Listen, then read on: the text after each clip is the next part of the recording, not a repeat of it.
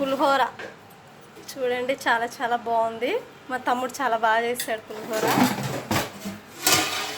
సాంబార్ ఇది. ఇవి అప్పడాలండి. ఇవి పకోడీ. ఇది బీనిస్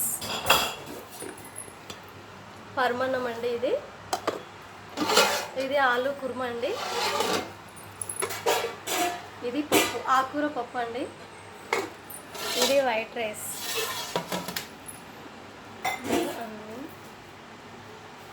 చూడండి ఎన్ని రకాల వంటలు చేసామో ఈరోజు మా ఇంట్లో. చాలా చాలా చేసామండి. Like, share.